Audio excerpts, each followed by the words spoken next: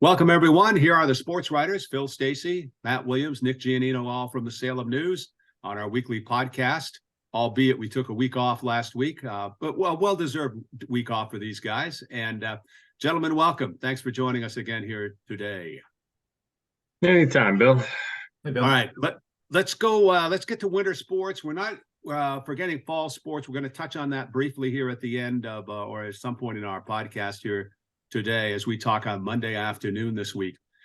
Gentlemen, let me ask you this. Winter sports, we're underway. Northeast Conference basketball getting underway in pretty much full force on Tuesday night this week. But there have been some games getting underway earlier than Tuesday night in hockey and in basketball a bit. So where do you want to start? Why don't we start with the big guy, the leader, Phil Stacy. Phil, you want to start with some of the hockey notes or whatever you've seen? Oh, jeez. Never mind Bruce Springsteen. The boss. There you go. Yeah. So we've officially started the winter season. We've had a few games already. It's a scant few, but a few. In the corner of the hockey world, we've had Danvers has played, Gloucester has played, Essex Tech has played, Peabody has played on the boys' side. So got a few games in here and there. Danvers with a good win over the weekend, 5-1 up at Littleton. Had four different guys score. They had Braden O'Terry get the win in net. So they looked good. Essex Tech, first game as a member of the Cape Ann League, took on a powerhouse in Newburyport and actually played really well. Lost 2-1, but hung right there with them. I think they're going to be fine. They'll acquit themselves nicely going from the Commonwealth Athletic Conference into the Cape Ann League. Hockey-wise, they can skate with them. They have the depth, and they're coming off of a 19-2-2 season, best in program history, with a lot of guys back from that team. So I would think hopes are high over at Essex Tech. Peabody started out with a loss on the road to Everett, but still a young team under second-year coach Jason Marshall, looking to get better, improve, hopefully pick up some wins in the Northeastern Conference. Of course, they still have their co-op with Saugus. And Gloucester looking to rebound and tighten things up after an 8-5 opening night loss to Concord Carlisle at Talbot Rink. A lot of turnovers in that one.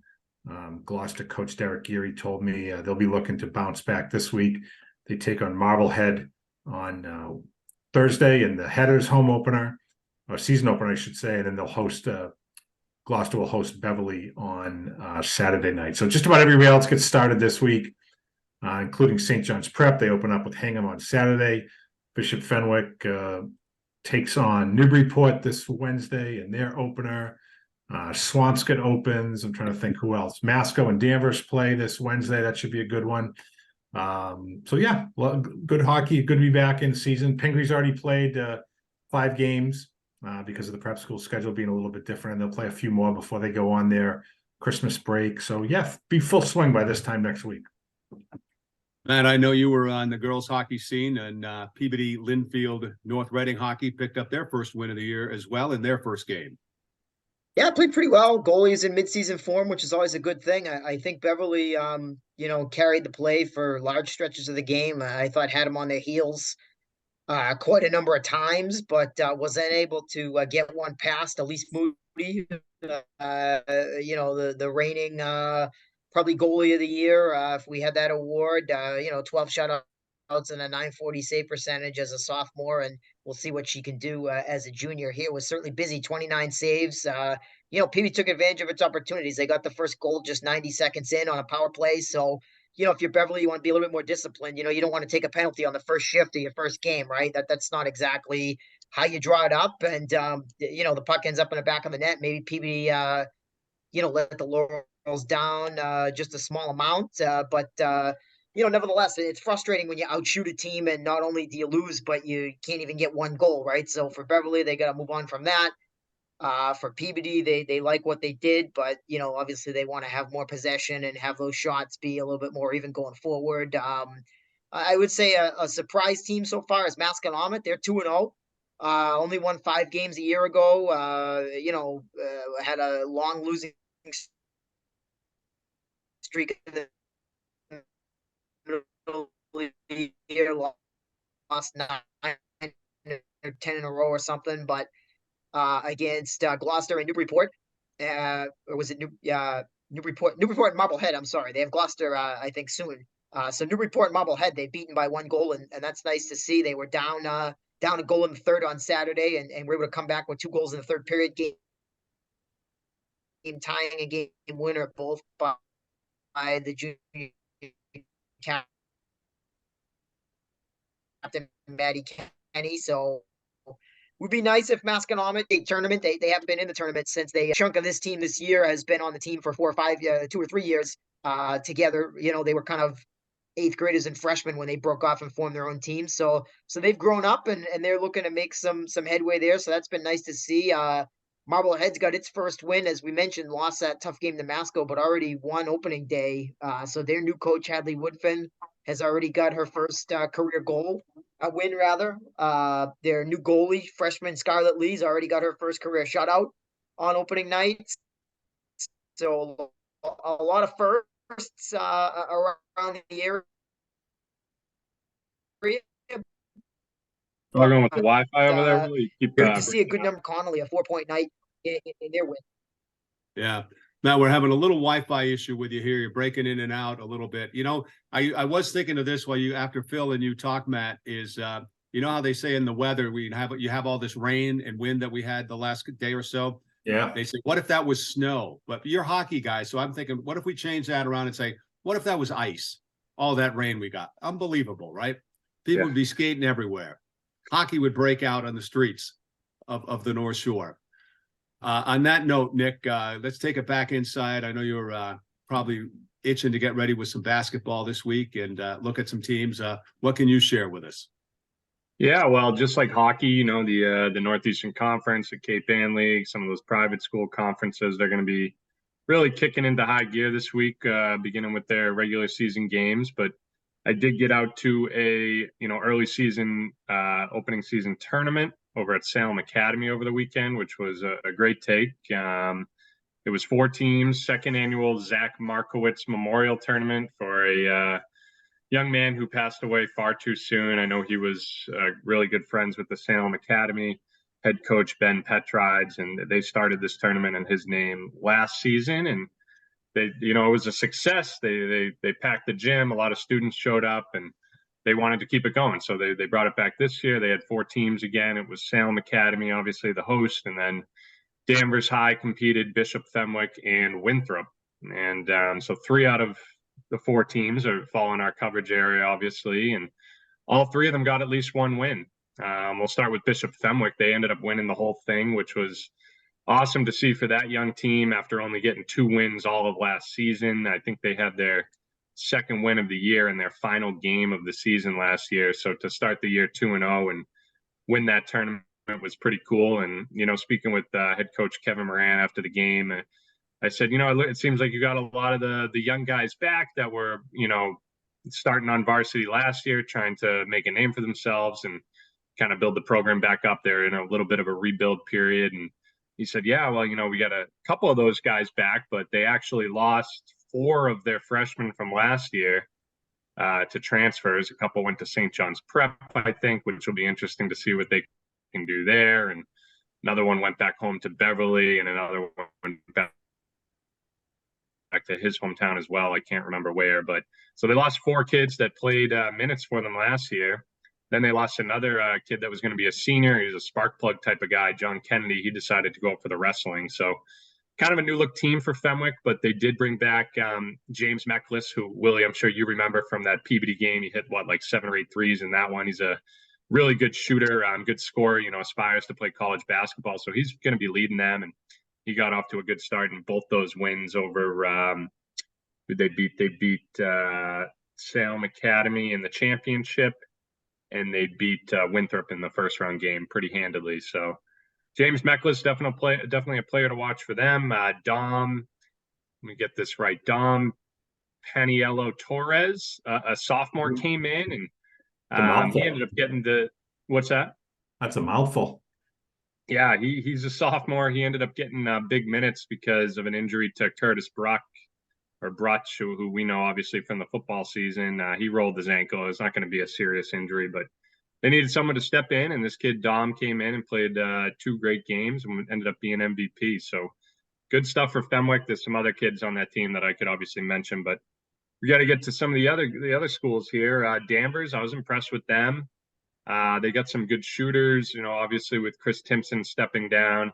They have a new coach in Jabari Clark, young kid, seems to really have a passion for the sport, definitely knows what he's doing. He had them playing some hard-nosed defense. And like I said, they got some shooters. So I could see them improving a little bit this year. I'm not going to say any of these teams from the season opening tournament are going to win a state championship or anything like that, but it was really good competition to open the year. And like I said, Danvers has some good shooters from the outside. Zach Calabro really showed off his stroke from distance. Kevin Ahern played well. Michael Kasperzak, another football guy, came off the bench, provided some good minutes. They got both the Mativier brothers, Luke and Logan there playing some big minutes. Travis Voisine, the quarterback for the Danvers football team, he's another athlete. So they got a lot of athletes and some decent shooters on the team to, I think, make things difficult on some of the better NEC teams this season. It's my doorbell. I guess I'm getting a package here. And then Salem Academy, really impressed with them. They lost Jordan Maxon, who was an 8th grade standout for them last year playing varsity. Was really going to, supposedly going to have a great season this year. I like his game a lot. He actually transferred to Salem High, so went back home. I'm sure Tommy Doyle's going to be happy to have him. It looks like he might only stay there for a year and then reclassify and go the prep school route, but we'll see. If he has some success at Salem High, and it's always good playing for Coach Doyle, maybe he'll stick around. But he's a good piece to add there. So Salem Academy, I will say Angel Santiago was a standout to me. He's a great shooter, named to the all-tournament team in that one. And obviously they got the runner-up to Bishop Fenwick in the championship game. So good to start things off with some competitive action there. And we'll dive into the regular season this week. I'm going to be covering Beverly and Marblehead tomorrow. Two of the, probably two of the top teams in the NEC again. I think there's going to be a lot of parity this year. I don't think there's any clear-cut number one squad, in the NEC at least. And same with the Cal. I think both will be very competitive. A lot of teams looking to make their mark. No superstars, so to speak, just yet, at least. AJ Forte is obviously back in Peabody. He's going to be playing college ball at Endicott next year. He's a guy to watch. Marblehead's still got some good talent coming back. Obviously, Beverly's always right basketball for him. What's that?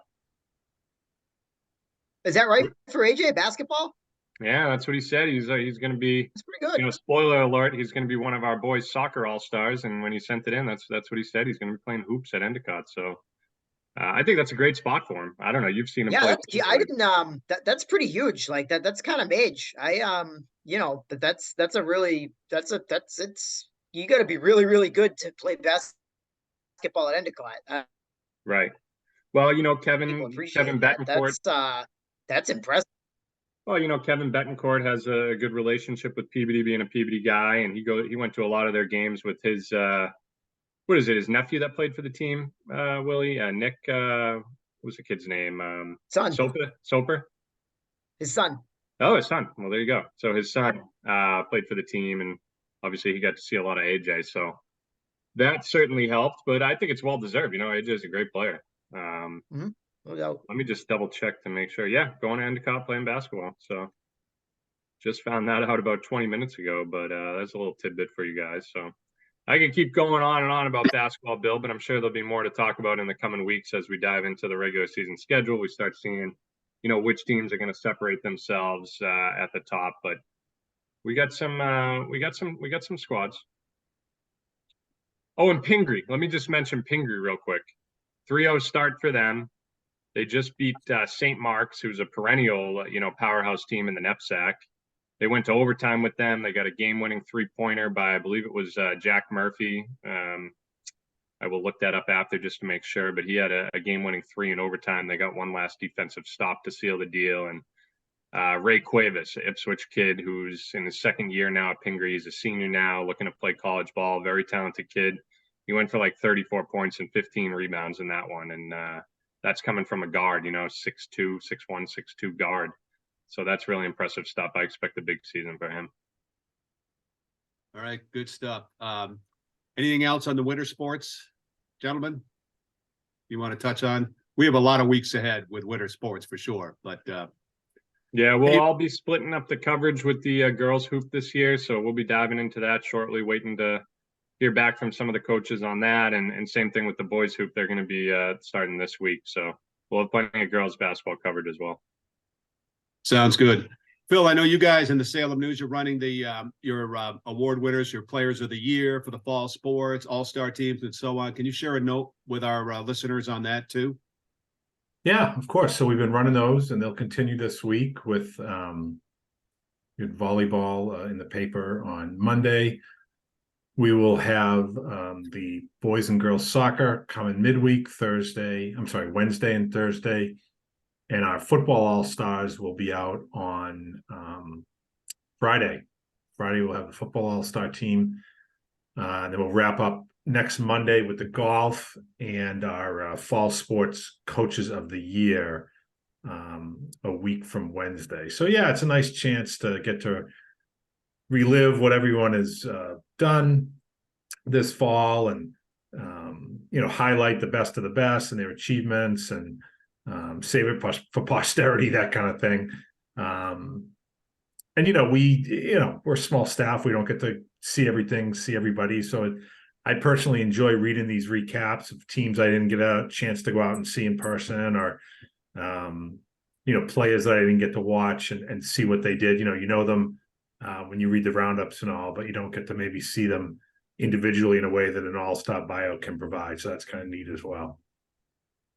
Let me ask you this, guys. Maybe you can each come up with a memory or a thought or address this question, whatever form it takes when I get it out. But in the fall sports, was there a surprise team, a team that made an unexpected playoff run, an unexpected championship, state title, anything like that? Is there any? We've focused so much on football, but anything in the other sports that jumps out at you from the fall here on the North Shore?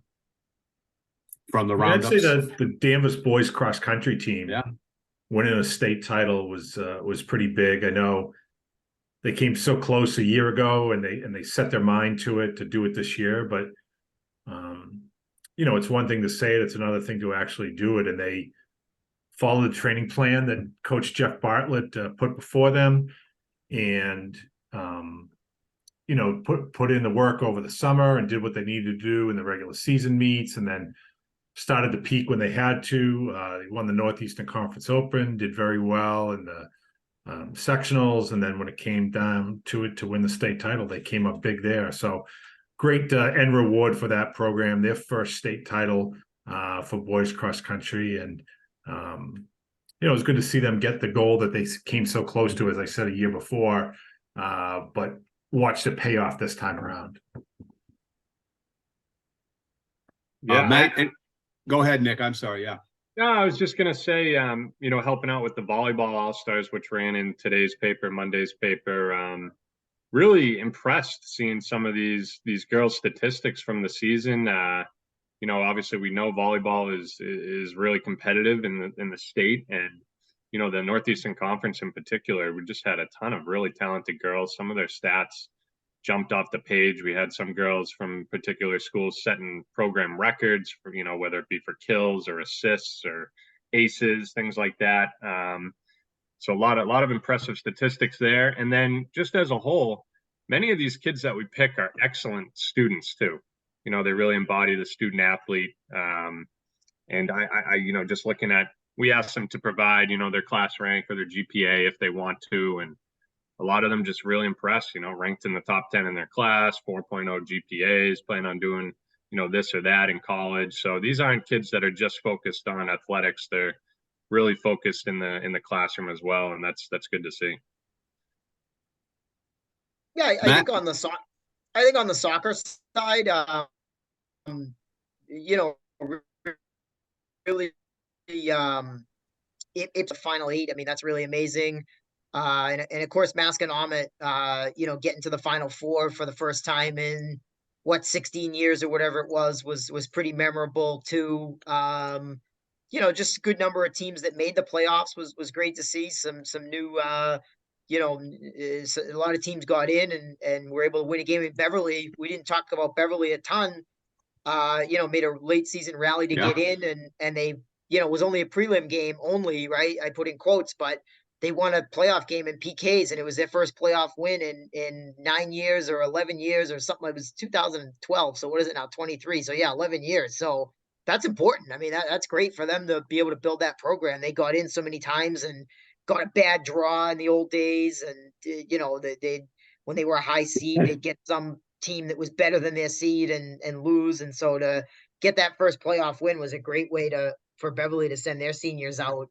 So that's one of those that, yeah, maybe they didn't win a state title or get to a Final Four, but in the hustle and bustle of how busy that first week of the tournament is, right? Maybe that one got a little bit lost in the shuffle, but that's a great win for Kristen Simpson and her girls. That'll help that program in the future for sure. And Phil, you covered the Ipswich volleyball team. How about that team? Three-peating as state champions. And this year, it seemed like it might have been a little tougher, the last two games for them, but they did it nonetheless, all obviously with a different crew and so on. But what a nice run for them for the last 3 years. Yeah, I mean, I definitely wouldn't say that it was surprising that they did it. When we were talking at the start of the segment about surprises. No, But boy, they did have a terrific season. I mean, in any sport, to win 3 in a row is not easy, and they were able to do that and go undefeated on top of it. You mentioned that it was a little bit tougher this time around. I mean, I think they only lost 4 sets the entire regular season. So when they got into the tournament, they hit a few roadblocks, so to speak. Got some resistance, certainly in the final. Where they had to go to 5 sets, but they won that cleanly. Just a lot of really talented performers on this team.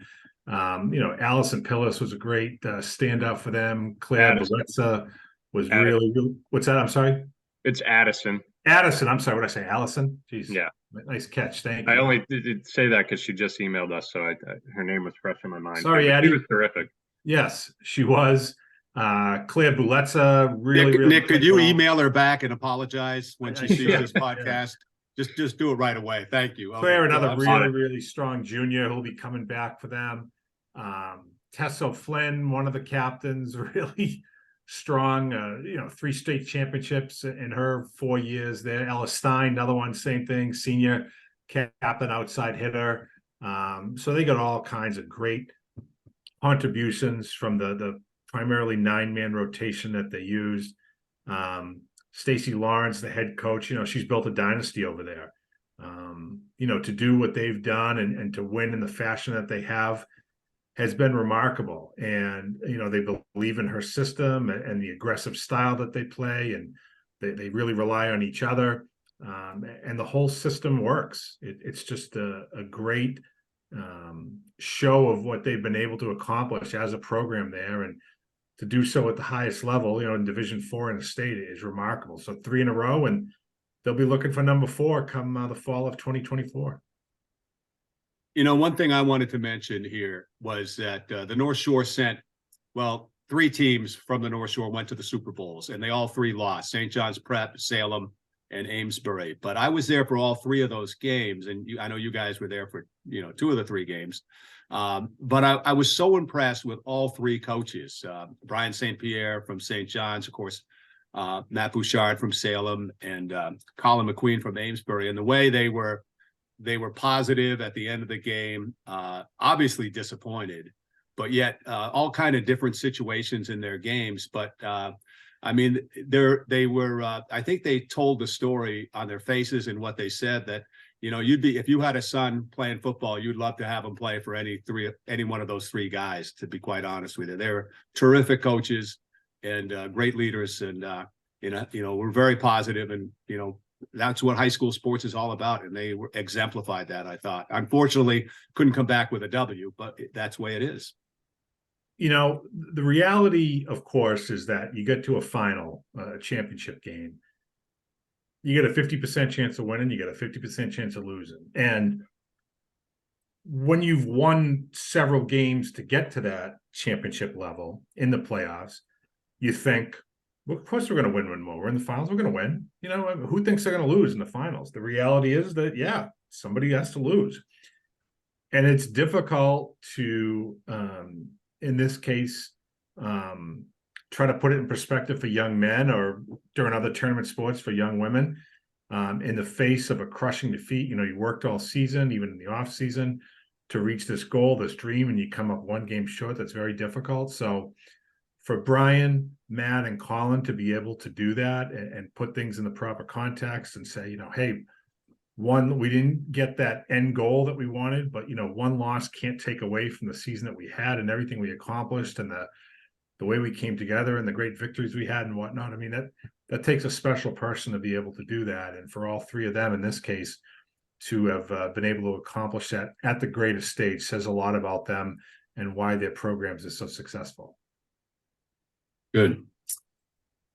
Guys, anything else you guys want to touch on? I'm just going to jump to completely something something different for us, and that is, I watched, having been at Gillette just a week or so ago, I was of course interested in the Army Navy game, so I watched the whole thing just about until I think the last 30 seconds. But what a great spectacle that was, and to have that, you know, here in our area, more or less in Massachusetts. I don't know if you guys got a chance to watch the game, but quite a show, you know, pretty different than any other high school and any other college football game you'd watch, the Army Navy game.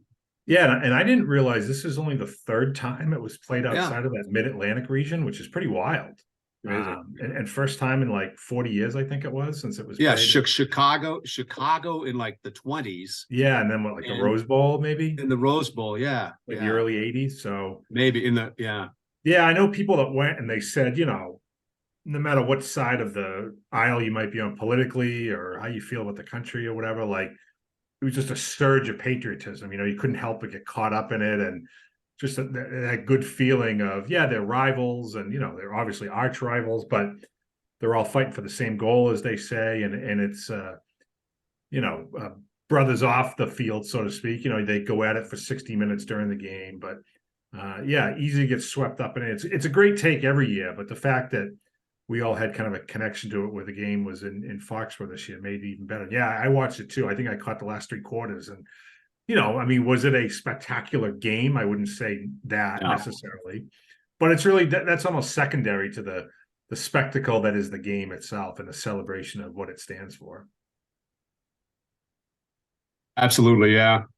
Yeah, I didn't get to watch much of it, but I know it came down to a stop on the goal line, right? The guy was just short, and then they took a safety. That was funny because I guess it hit the over for the games for all those bettors out there that needed. Is that right? You know, 2 points right at the end. But I did see Bill Belichick was there talking on TV for a little bit. That was cool to see.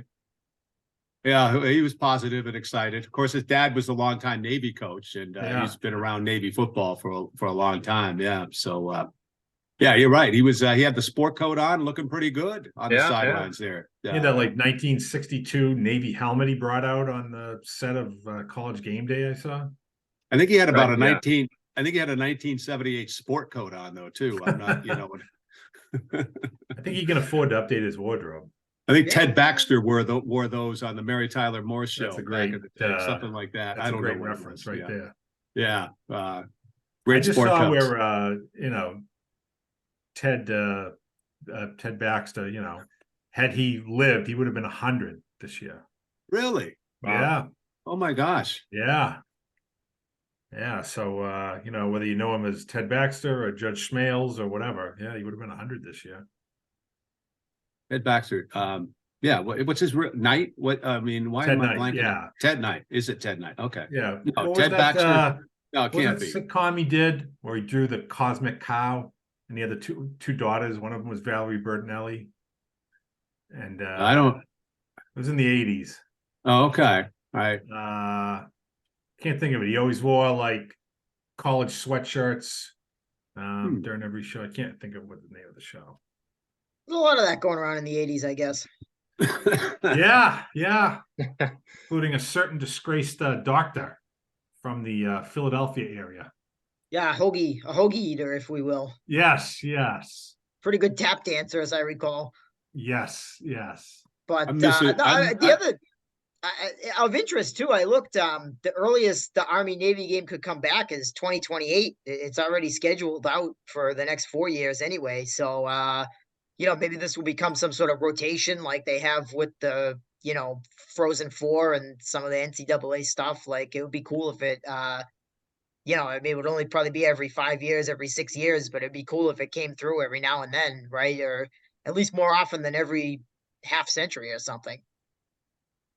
I would have to think that this was a pretty financially successful event, right? I mean, they did a lot of prep work to get ready, but you would think they probably don't do it for the money. But yeah, I mean, I would think that it was a huge hit. I mean, it's great for the stadium. It's great for the area. I mean, it's just great.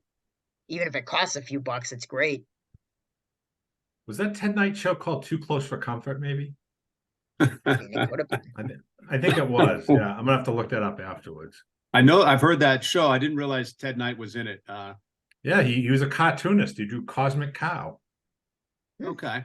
All Yeah, right. many talents. I can't remember what I had for breakfast, and I can remember that. So go figure. I think Valerie Bertinelli was in another show though too, back in the 70s or 80s rather. So, but many shows, right? I mean, I should get my app out here, and we could have been looking this stuff up. I apologize, Phil. You're way ahead of me on this stuff here. So, yeah. All right.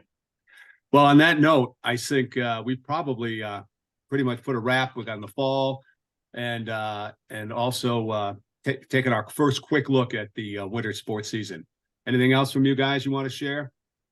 No, I think we're good. Let's get out to the game, see at the rink, see at the court, see at the pool, the mat, the meet, whatever. We'll see you out there.